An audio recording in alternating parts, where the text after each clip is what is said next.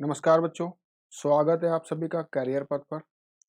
बच्चों आज हम अपने चैप्टर एलसीएम और एचसीएफ को आगे बढ़ा रहे होंगे। आज हमारे एलसीएम और एचसीएफ की लास्ट क्लास होगी, ठीक है। आज की क्लास में हम एलसीएफ और एचसीएफ दोनों पर मिक्स्ड क्वेश्चन की बात करें, क्योंकि हमने एलसीएम के बारे में भी पढ़ लिया है, एचसीएफ के बारे में भी पढ़ लिया है। अब हम उन सवालों की बात करेंगे जब दोनों को मिक्स करके सवाल पूछा जाता है बेटा, एलसीएम और एचसीएफ पर मिक्स्ड क्वेश्चन, ठीक है। जैसे छोटी सी बात समझना बेटा, अगर मैंने आपसे कहा 12 और 16 दो नंबर्स है, 12 और 16 दो नंबर, बेटा 12 के मैंने फैक्टर करे तो 4 इंटू 3 बन गया, 16 के फैक्टर करे बेटा तो ये 4 इंटू 4 हो सकता है, ठीक है। अब अगर मैं आपसे यहाँ पर पूछूं कि बच्चों इन दोनों संख्याओं का एचसीएफ क्या होगा या इन दोनों संख्याओं का एलसीएम क्या होगा, बोलो बच्चे। अगर आप कहोगे एचसीएफ क्या होगा तो एचसीएफ का मतलब होता है कॉमन फैक्टर, जो दोनों में ही कॉमन है वही हमारा एचसीएफ है, ठीक है। और एलसीएम क्या होता है बेटा, एलसीएम का मतलब होता है जो दोनों में कॉमन फैक्टर है बेटा उसे एक बार लिख दो।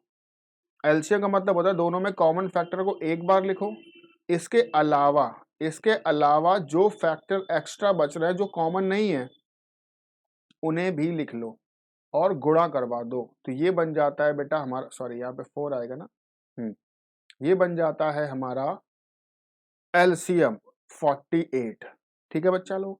यहां से इतनी सी बात हमने सीखी कि 12 और 16 में जो कॉमन फैक्टर था 4 वो हमारा एचसीएफ है, और कॉमन फैक्टर को एक बार लिखना है, बाकी जो फैक्टर बच रहे हैं जो कॉमन नहीं उन्हें भी लिख लिया, गुणा करवाने पर हमारा एलसीएम आ गया। यहां तक आपको बात क्लियर है और ये बात ज्यादातर लोगों को पता भी है, ठीक है। अब देखो मैं इसी बात को थोड़ा सा घुमा के बोल रहा हूँ, इसी बात को थोड़ा सा घुमा के बोलता हूँ। आप जरा एक बात पे गौर करना, हमारा एचसीएफ कितना है बेटा, 4 है। अगर एचसीएफ 4 है, जरा मुझे बताओ ये जो एचसीएफ 4 है, क्या ये एचसीएफ 4 फर्स्ट नंबर में है? अच्छा बताओ क्या ये एचसीएफ 4 सेकंड नंबर में भी है, क्योंकि दोनों में कॉमन है तो दोनों में होना जरूरी है। अच्छा मुझे बताओ क्या यही वाला एचसीएफ वाला 4 का फैक्टर एलसीएम में भी है? बिल्कुल सही बात है। इसका मतलब ये है कि अगर सवाल आपको, समझना बेटा, अगर सवाल आपको दोनों नंबर नहीं देता, अगर सवाल आपको ये नंबर्स नहीं देता, आपको बोलता कि दो नंबर्स है, मेरे पास दो नंबर्स है, उन दो नंबर्स का एलसीएम 48 है और एचसीएफ 4 है, अगर उन दो नंबर्स का एचसीएफ 4 है और एलसीएम 48 है, बेटा तो वो दोनों संख्याएं बताओ। तो आपको अच्छी तरह से पता है कि अगर एचसीएफ 4 है तो ये एचसीएफ वाला फैक्टर इस नंबर में होना चाहिए और ये एचसीएफ वाला फैक्टर बेटा 4 इस नंबर में भी होना चाहिए। ये 4 का फैक्टर दोनों संख्याओं में जरूर होगा।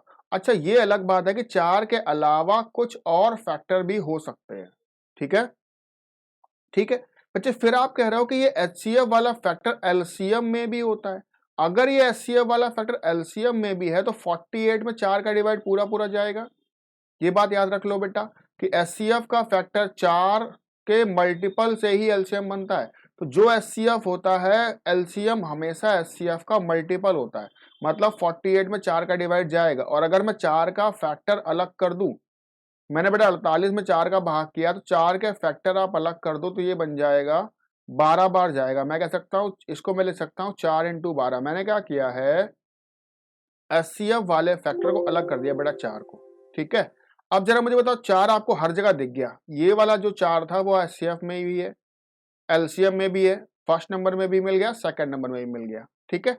अच्छा आपने कहा था इसके अलावा कुछ फैक्टर और भी होते हैं, जरा मुझे बताओ 12 के फैक्टर जो एक्स्ट्रा फैक्टर होंगे वो कहां से आएंगे, वो 12 में से आएंगे, क्योंकि बेटा ये वाला 4 तो आप दोनों में लिख ही चुके हो, जो एक्स्ट्रा फैक्टर होंगे वो 12 में से आएंगे ना। और 12 के फैक्टर आप 3 इंटू 4 भी कर सकते हो, आप 6 इंटू 2 भी कर सकते हो, आप बेटा 1 इंटू 12 भी कर सकते हो।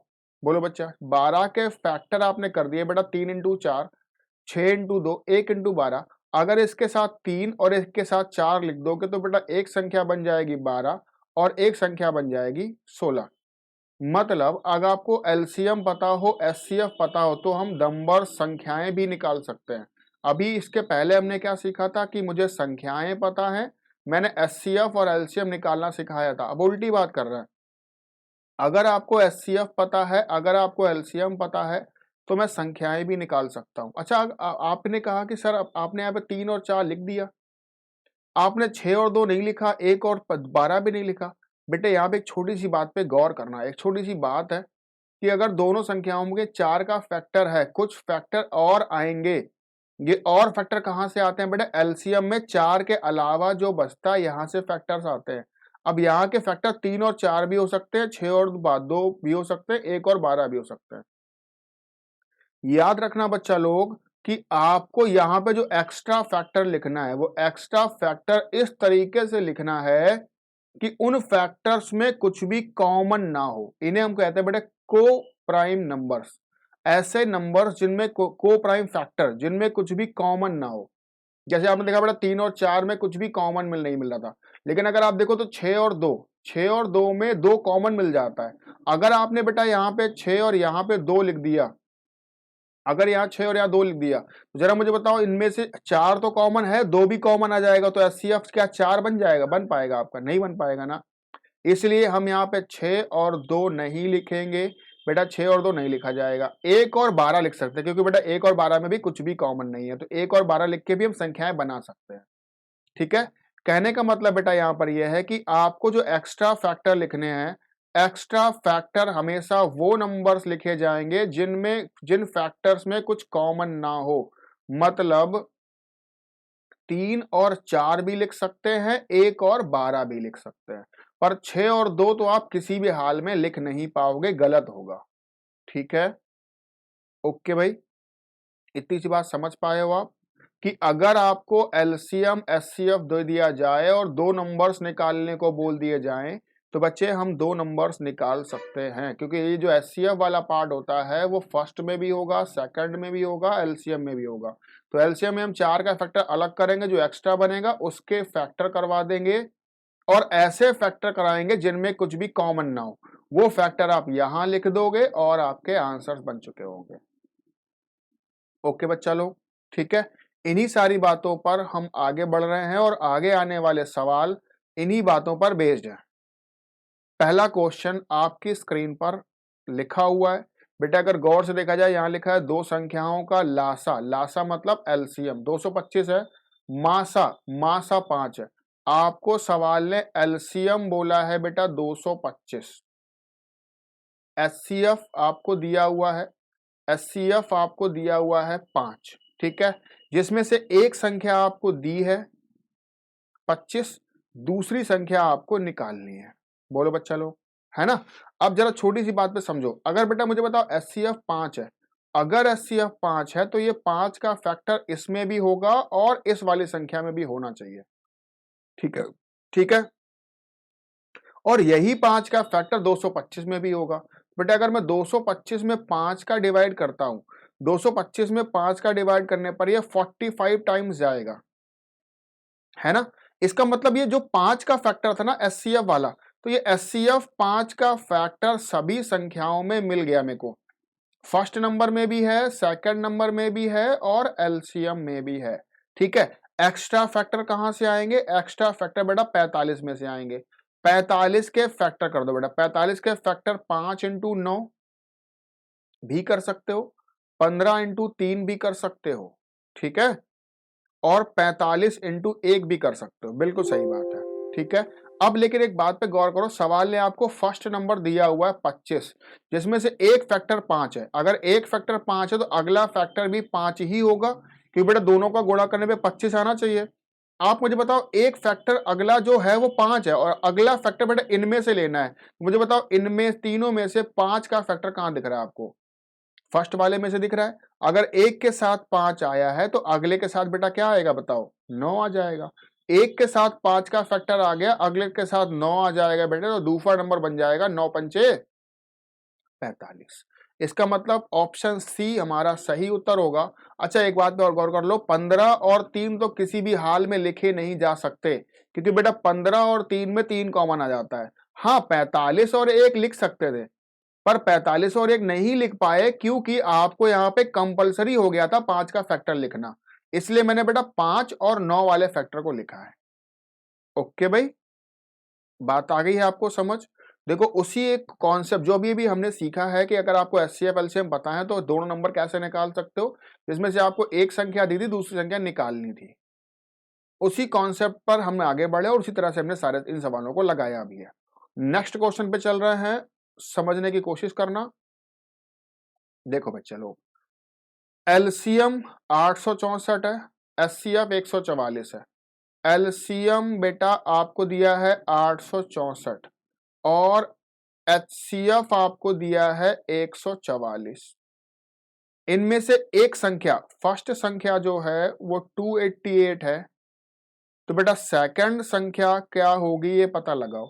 आप मुझे फिर से बताओ, अगर एचसीएफ 144 है तो ये 144 का फैक्टर यहां भी होगा, जबकि 288 को मैं 144 इंटू 2 लिख सकता हूं, है ना, और ये 144 का फैक्टर यहां भी होना चाहिए, और यही बेटा 144 का फैक्टर यहां भी होगा, क्योंकि आपने कहा था एचसीएफ का फैक्टर एलसीएम में भी होता है। तो अगर मैं 864 में 144 का भाग करके देखूं, 864 में 144 का भाग करके देखूं, तो मुझे लगता है बेटा 6 बार जाएगा। जरा चेक करो बेटा, 6 बार जाना चाहिए मेरे ख्याल से, है ना। 144 का पहाड़ा अगर मैं 6 में पढ़ता हूं तो 6 चौके 24, 6 चौके 24 और 2, 6 एकम 6 और 2 8, हाँ बिल्कुल पूरा बार 6 बार जा रहा है बेटा, तो ये 6 आ गया। ये जो एक्स्ट्रा फैक्टर आए वो कहां से आए बेटा, इस 6 में से आए हैं, जबकि आपको एक फैक्टर तो 2 लिखना है, तो बेटा इसका फैक्टर 6 का कर दिया मैंने, 2 इंटू 3, एक के साथ 2 आ चुका है, तो एक के साथ बेटा क्या आएगा बताओ, 3, और 144 इंटू 3, 144 इंटू 3 बेटा सॉल्व कर लोगे तो कहीं ना कहीं 432 इस सवाल का आंसर बन चुका होगा, 432 इस सवाल का आंसर बन जाएगा। ठीक है भाई, बात समझ आ गई आपको, है ना। बहुत आसान सा कॉन्सेप्ट है, बिल्कुल भी टफ नहीं है। अगर आप इसकी प्रैक्टिस करोगे तो सवालों को बिना पेन चलाए भी कर सकते हो, बहुत आसान। आप पेपर में ही सॉल्व कर दोगे बेटा, क्योंकि आप मुझे बताओ यहाँ पे भाग दोगे तो 2 बार जाएगा, 2 का फैक्टर मिल गया, यहाँ भाग दोगे तो 6 बार जाएगा, 6 में से 2 मिल रहा, 3 नहीं मिल रहा, तो 3 का गुणा 144 में करते ही हमारा आंसर आ जाएगा। पे क्वेश्चन में ही सॉल्व कर सकते हैं, वो सब मैं आपको लिख लिख के दिखा रहा हूं क्योंकि आप पहली पहली बार पढ़ रहे हो। ठीक है, नेक्स्ट क्वेश्चन लगा रहे हैं बेटा। मासा 13 है, लासा 455 है, लिख लेते हैं। एचसीएफ 13 है, एलसीएम 455 है। ठीक है, एक संख्या दो संख्याएं, दो संख्याएं हैं, एक संख्या 75 और 125 के बीच में है, तो वह संख्या क्या है। इन दोनों में से एक संख्या 75 और 125 के बीच में होगी। आप मुझे बताओ बेटा, एचसीएफ 13 है, एलसीएम 455, तो एचसीएफ जो 13 है, ये एचसीएफ 13 सभी संख्याओं में होगा, इसमें भी होगा, इस संख्या में भी होगा, और 455 में अगर मैं 13 का डिवाइड कर दूं तो 13 तिया 39, बचा है 6, 13 पंचे 65, तो कहीं ना कहीं 35 बार जाएगा, है ना, 35 बार जाएगा। अब बताओ 13 के साथ कुछ फैक्टर और भी आएंगे, वो कहां से आएंगे बेटा, 35 के फैक्टर कर दो। 35 के फैक्टर मैंने किया तो 7 इंटू 5, 7 इंटू 5, एक के साथ 7 आ गया, एक के साथ बेटा 5 आ गया। आप बताओ ये नंबर हो गया 91, ये नंबर हो गया 65। सवाल ने क्या बोला है, एक संख्या 75 और 125 के बीच में है, वह संख्या क्या है। तो 75 और 125 के बीच में बेटा मुझे 91 दिख रहा है, इसका मतलब वो संख्या कितनी है, 91 है, वो संख्या 91 है, और आपका उत्तर आ चुका है ना। इस बार आपको एक संख्या एग्जैक्ट नहीं पता थी, फिर भी हमने निकाल लिया, क्योंकि हमने दोनों संख्याओं को निकालना सीखा है। सीख गए हो, आगे बढ़ रहे हैं बेटा, देखो फटाफट हम आगे बढ़ते जा रहे हैं और बहुत तेजी में आप सीख भी रहे हो। ठीक है, हाँ जी, नेक्स्ट क्वेश्चन पे पहुंच रहे हैं। लासा दिया है, मासा दिया है, संख्याओं का योग 100 है, अंतर पूछा गया है, तो लिख लो बेटा। एचसीएफ 5 है, एलसीएम 495 है, दो संख्याओं का योग दिया है, दो संख्याओं का योग 100 है। ओके भाई, तो भाई दोनों संख्याएं निकालो तो आपको अच्छी तरह आता है ना, निकाल लो भाई। कैसे, आप कह रहे हो अगर HCF 5 है तो 5 का फैक्टर यहाँ भी होना चाहिए, यहाँ भी होना चाहिए, और 495 में भी 5 का फैक्टर होना चाहिए। बेटा 495 में 5 का भाग करो तो 5 9 45, 5 9 45, 99 बार जाएगा। अब बच्चा मुझे बताओ ये 5 के साथ जो फैक्टर आएंगे वो कहां से आएंगे? वो 99 में से आएंगे।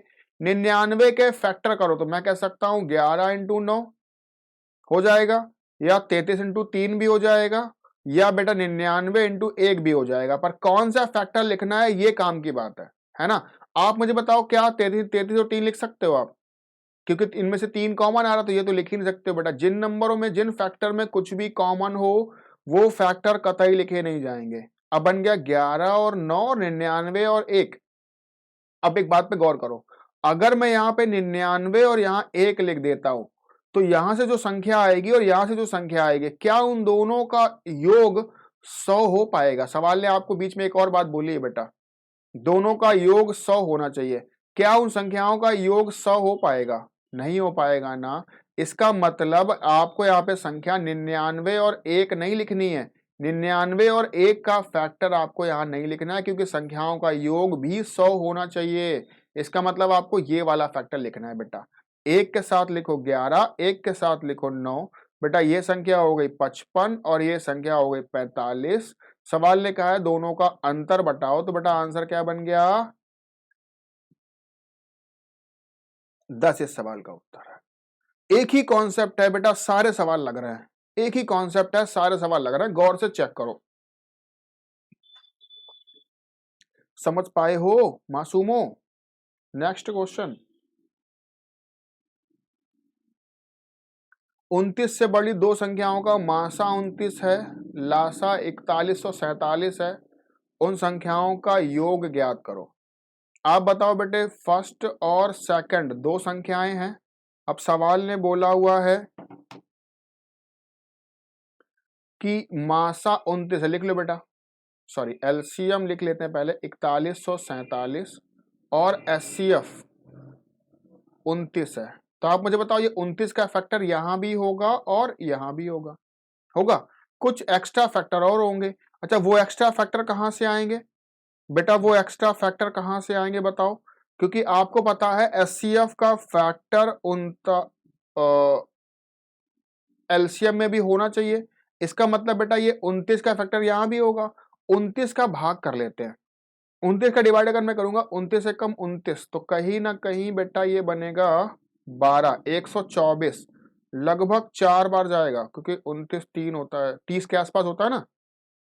हाँ ये बना 124। अगर मैं 4 बार डिवाइड करूंगा तो 30 चौक के 120 में से 4 कम हो जाएगा, 116, 116, 124 16 जाएगा तो बेटा ये बचेगा 8, 87 हो गया, 29 3 87, 143 बार गया। ठीक है, अब बच्चे आपको क्या करना है? आप बताओ 143 के अगर मैं फैक्टर कर दूं बेटा तो 11 और 13 हो जाएगा।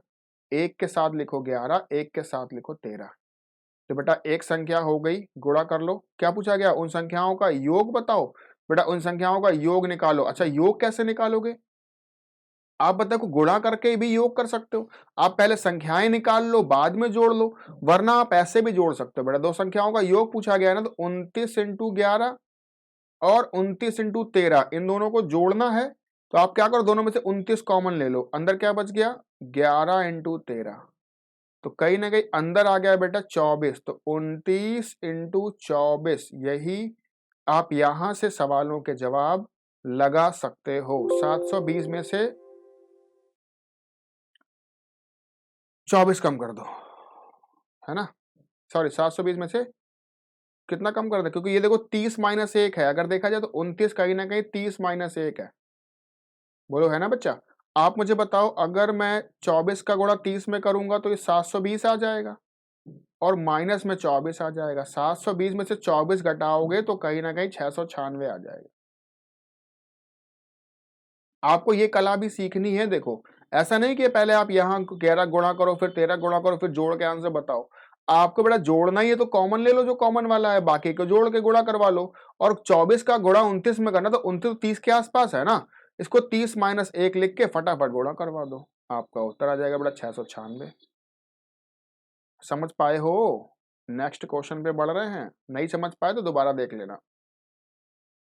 दो संख्याओं का मासा 8 है, इनमें से कौन सा उनका लासा नहीं हो सकता? दो संख्याओं का मासा 8 है, कौन सा उनका लासा नहीं हो सकता? आप बताओ बेटा, अभी भी क्या आपने क्या सीखा था? अगर मासा 8 है तो मासा का फैक्टर लासा में भी होता है। आप बताओ, 24 में 8 का फैक्टर है, 56 में 8 का फैक्टर है, 48 में 8 का फैक्टर है, क्या 60 में 8 का फैक्टर है? 60 में 8 का फैक्टर नहीं है। इसका मतलब 60 इसका लासा नहीं हो सकता। अगर मासा 8 दिया है तो लासा क्या नहीं हो सकता बेटा? आपने कहा था जो मासा होगा उसका फैक्टर लासा में जरूर होगा। बेटा 24 में 8 है, 56 में 8 है, 48 में 8 है, पर 60 में 8 नहीं है। और यही इस सवाल का आंसर बन जाएगा। 1 सेकंड में चुटकियों में लगा सकते हो। आगे बढ़ते जा रहे हैं स्पीड में। दो संख्याओं का लासा दिया है, मासा दिया है, एक संख्या दी है, दूसरी संख्या पूछी गई है।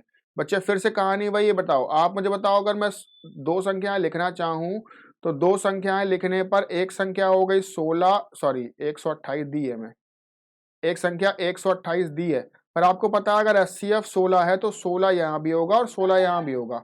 अगर मैं 128 में 16 का भाग करूं तो 8 बार जाएगा, इसका मतलब 16 इंटू 8 यहां लिखा जाएगा। आप बताओ, अगर मैं 192 अगर यहां पे 16 का डिवाइड करता हूं तो 16 एकम 16, 16 दूना, कुछ इस तरीके से आने वाला है बेटा। 16 अलग हो जाएगा, 120 अलग हो जाएगा। 120 के अगर मैं फैक्टर करूं बेटा, पर मुझे एक फैक्टर 8 चाहिए होगा। अगर एक फैक्टर 8 है तो अगला फैक्टर 15 होना चाहिए। 15 8 120 होता है। बच्चे यहां पे आप लिख दो 15 और गुणा करवा के सेकंड नंबर बड़े आराम से आप निकाल सकते हो। अरे आई बात समझ, वही पुरानी बातें करी है मैंने। देखो मैंने इस बार ज्यादा लिखा नहीं, 2 लाइन में आंसर ले आया। क्योंकि बेटा यह 16 है तो ये 16 यहां भी होगा, यहां भी होगा, पर ये 128 है तो बेटा 16 इंटू 8 होना चाहिए। और ये वाला 16 1920 में भी होगा। 1920 से 16 हटाते ही बचा कितना? 120। 120 के फैक्टर में एक तो 8 चाहिए, 8 इंटू 15 कर लिया हमने। ठीक है, बहुत आसान है, फटाफट आगे बढ़ रहे हैं बेटा। एक दूध वाले के पास एक कोन में 75 लीटर दूध है। दूसरे में एक कोन नहीं, सॉरी एक केन है, देखो यहाँ पे केन है तो यहाँ भी केन ही है, कोन नहीं है। दूसरे में 45 लीटर दूध है।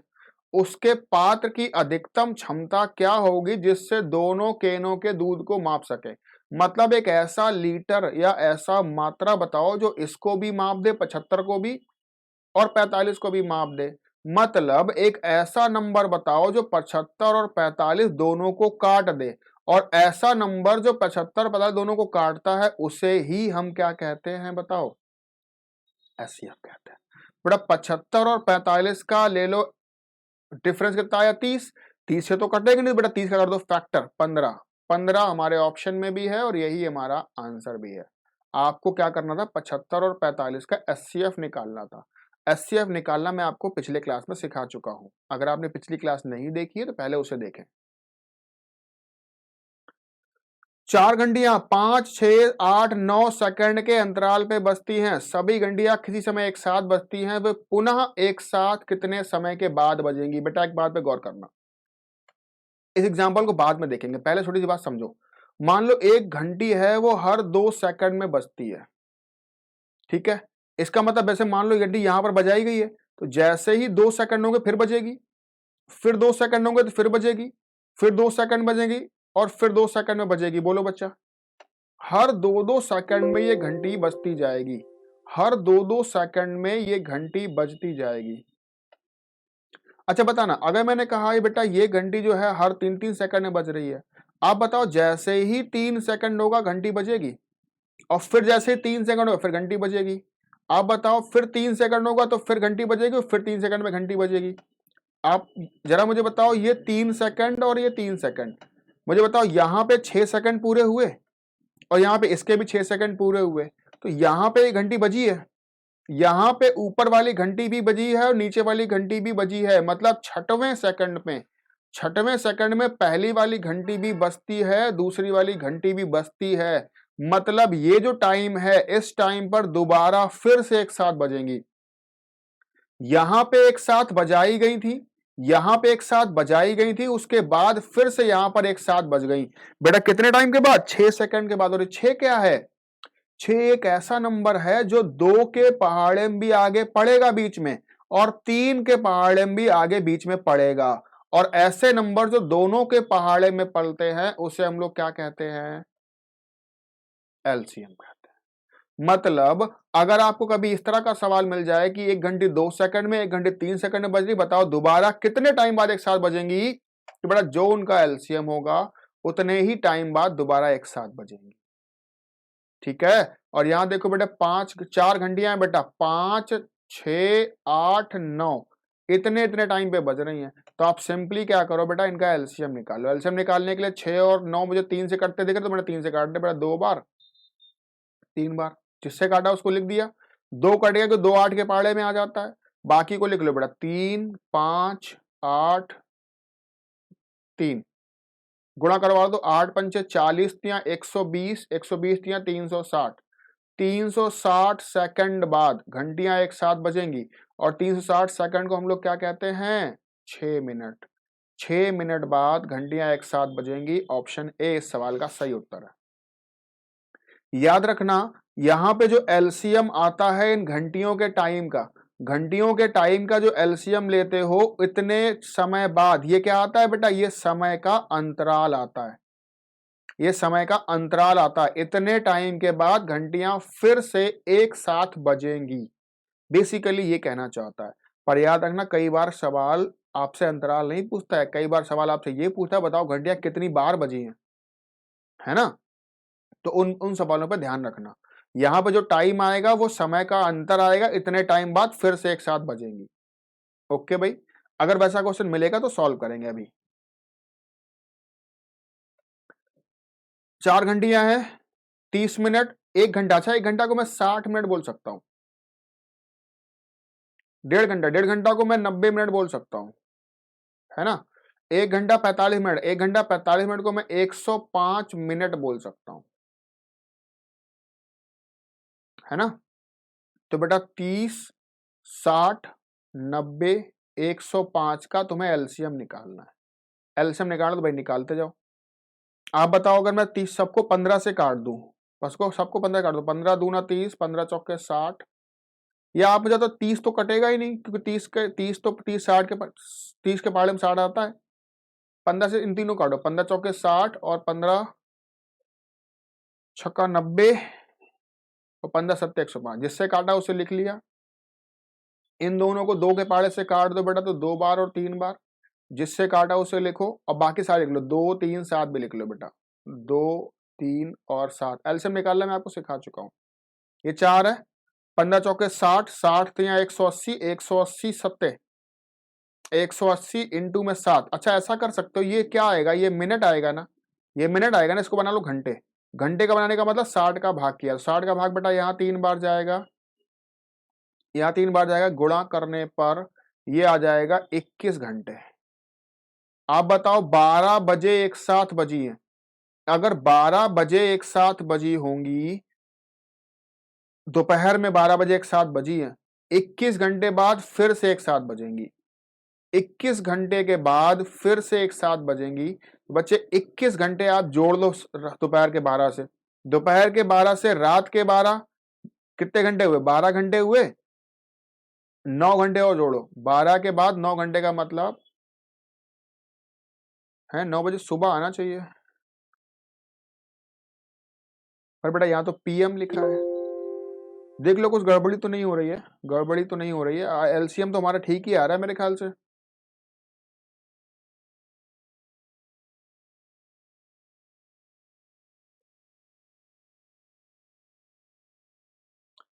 एलसीएम तो हमारा ठीक आ रहा है। ठीक है, एलसीएम ठीक है।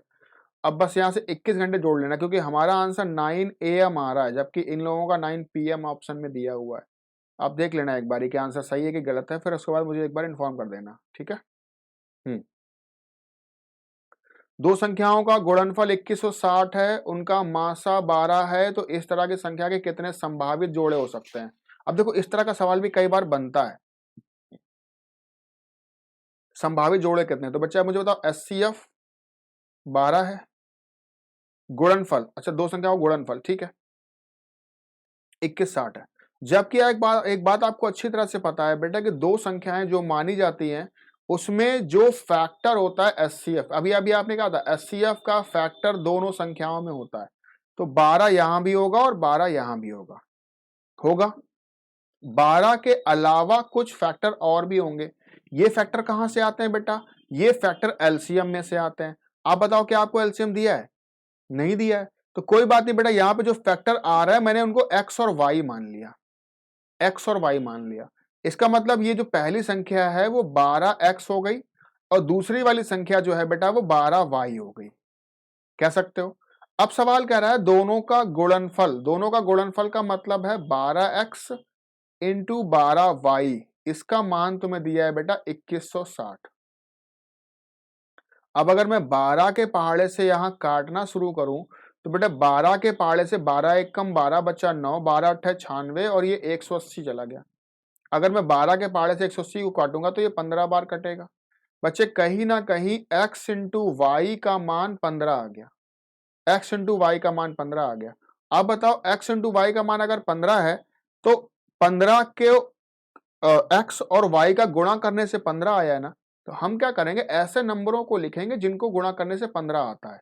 आपने कहा 5 इंटू 3 करने से 15 आता है, बिल्कुल सही है।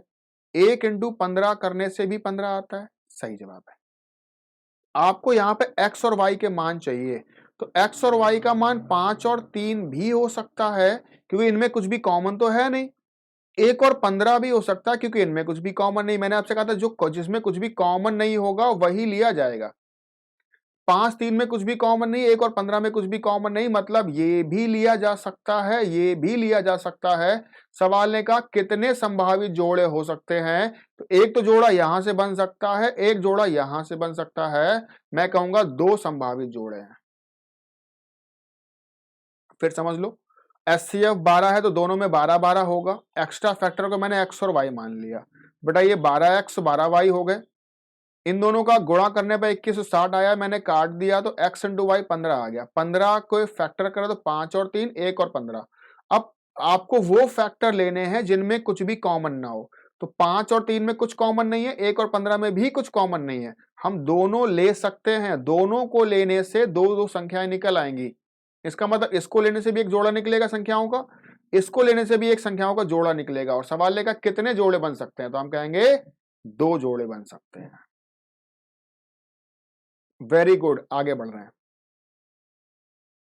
84 गणित, 90 भौतिकी, 120 रसायन की किताबों को विषयवार तरीके से स्टैकों में लगाना है। प्रत्येक स्टैक में कितनी किताबें होंगी ताकि प्रत्येक स्टैक की ऊंचाई बराबर हो। अब बताओ आपको 84 किताबें हैं ऐसे मान लो रखनी है, एक के ऊपर एक के ऊपर एक ऐसे, ये वाली ना भौतिकी वाली भी रखनी है, रसायन वाली भी रखनी है। सवाल ने कहा कितनी कितनी किताबें रखें ताकि 84 किताबें भी रख जाएं, 90 किताबें भी रख जाएं, 120 किताबें भी रख जाएं और तीनों तरह की किताबें रख जाएं और तीनों की ऊंचाइयां बराबर हो। तीनों की ऊंचाइयां बराबर होने का मतलब तीनों बराबर बराबर किताबें रखी जाएं। बोलो भाई, है ना? अच्छा, इसका मतलब क्या है? इसका मतलब एक ऐसा नंबर पूछ रहा है जिसमें 84 भी कट जाए, 90 वाली भी रख जाए मतलब 90 को भी काट दे, 120 वाली भी रख जाए मतलब 120 को भी काट दे। मतलब ऐसा नंबर जो तीनों को काट दे, ऐसा नंबर जो तीनों काट दे उसे हम लोग क्या कहते हैं? उसे हम एचसीएफ कहते हैं। और बेटे एचसीएफ निकालना कितना आसान होता है अब ये समझो। 84 और 90 का डिफरेंस कितना आ रहा है बताओ? सबसे कम अंतर यहीं पे दिख रहा है मुझे। अंतर कितना आ रहा है? 6 का। और 6 सबसे छोटा फैक्टर मुझे यहां पे दिख भी रहा है और यही हमारा आंसर बन गया। 1 सेकंड, चुटकियों में जवाब आ गया। इसमें बेटा कुछ लगाने वाला है ही नहीं, आपको एचसीएफ निकालना था और एचसीएफ निकालना मैं आपको सिखा चुका हूं। सेकंड्स में आंसर लगा सकते हो, 2-4 सेकंड के अंदर। नेक्स्ट क्वेश्चन,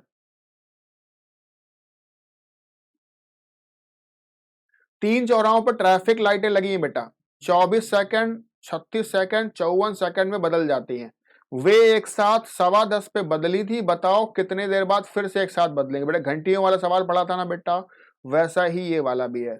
आपको क्या करना है? 24, 36, 54 का एलसीएम निकालना है। बच्चे निकाल लो भाई एलसीएम। अगर मैं 24 और 36 को 12 के पहाड़े से काट दूं,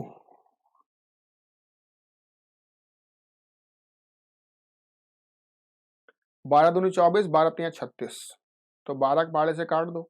और देखा जाए तो यहाँ से 54 भी आ जाएगा पूरा पर 54, क्योंकि 3 में 54 के पहाड़े में आ गया, 2 भी आ गया। बोलो भाई, इससे कम में काम चल सकता था क्या हमारा? इससे कम में काम नहीं चल सकता था। अगर मैं 9 से काटता तो बेटा ये 4 बार कटता और ये 6 बार कटता। चल सकता था वैसे।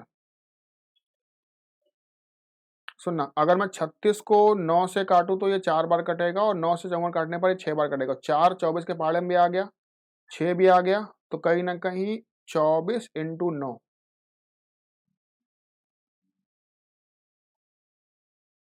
हाँ ये हो सकता है। तो 24 गुणा 9 करने पर 216, 216 सेकंड। ये गलत जवाब बेटा, इस तरह से मत करना। 24 इंटू 9 का मतलब 216 सेकंड, और 216 सेकंड के बाद घंटियां फिर बदलेंगी। 216 सेकंड को क्या मैं ऐसे कह सकता हूं कि 180 सेकंड अलग कर दिया हमने, और 36 सेकंड को अलग कर दिया।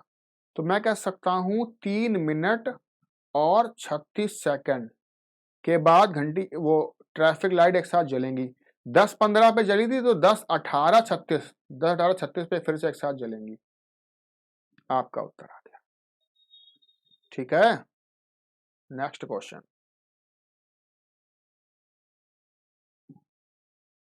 देखो बेटा, मासा दिया है, लासा दिया है, संभावित जोड़े पूछा गया है, तो लिख लो फर्स्ट सेकंड। फर्स्ट संख्या में 12 जरूर होगा, सेकंड संख्या में 12 जरूर होगा। अच्छा, ये 12 आपको 924 में भी मिलेगा, तो 12 सत्ते 84, बचा कितना 8, और 12 सत्ते 84। आप बताओ, 12 अलग कर दिया हमने। 77 के फैक्टर करो बेटा, तो आप कहोगे 7 इंटू 11, और भी कुछ हो सकता है, और तो हो नहीं सकते हैं। 1 इंटू 77, ये भी हो सकता है। तो 2 फैक्टर हो सकते हैं, 2 तरह के, ये भी लिया जा सकता है, ये भी लिया जा सकता है। इसका मतलब 2 संभावित जोड़े हैं, 2 संभावित जोड़े हैं।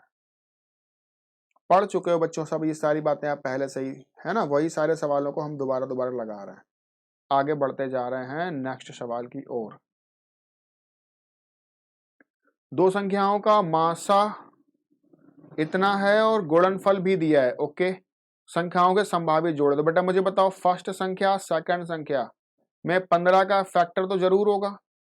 इसके साथ साथ इसके साथ x लिख लो, इसके साथ y लिख लो। दोनों का गुणनफल दिया है 6300, तो लिख लो भाई 15x इंटू 15y बराबर 6300। काटो 15 के पहाड़े से, 15 चौके 60, 15 दूना 30, कटा। चलो 15 के पहाड़े से काटो बेटा। 15 के पहाड़े से अगर मैं काट रहा हूं तो 15 दूना 30 और 15 अट्ठे 120। बोलो भाई, इसका मतलब x इंटू वाई का मान 28 आ गया है।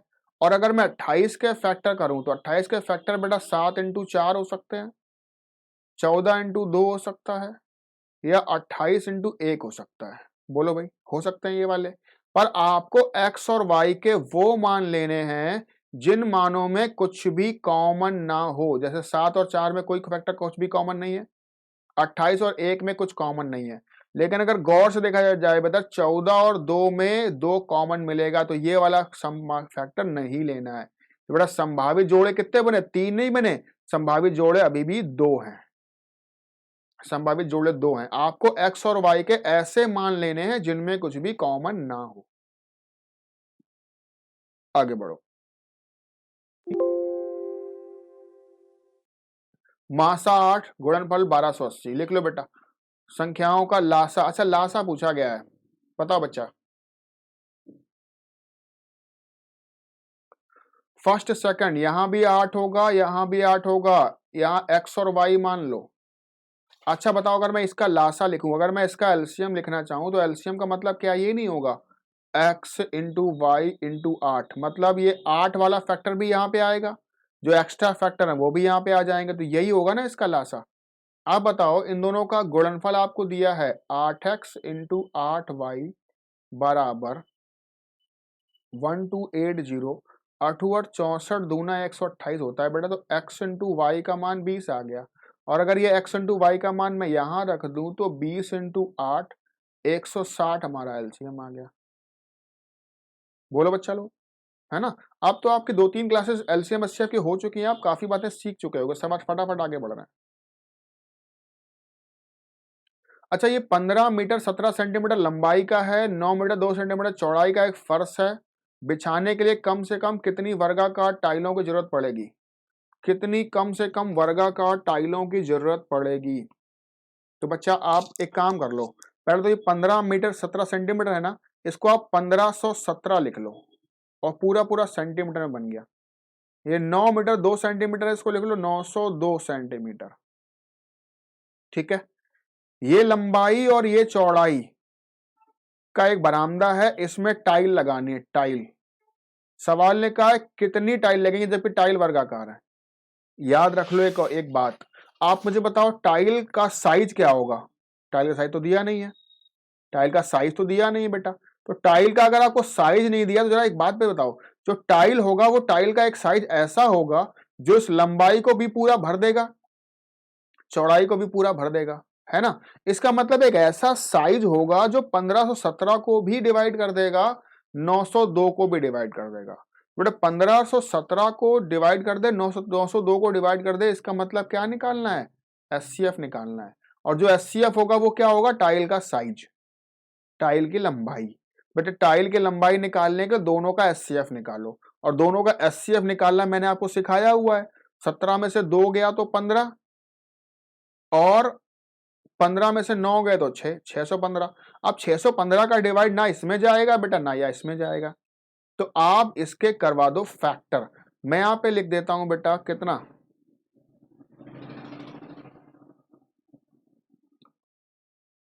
21 इंटू में 15। नहीं नहीं नहीं, अगर मैं 615 के फैक्टर करूं, जरा फैक्टर करके देखना, 615 के अगर मैं फैक्टर कर देता हूं, ये मिटा देता हूं। अगर मैं 615 के फैक्टर करूं तो 615 के फैक्टर करने पर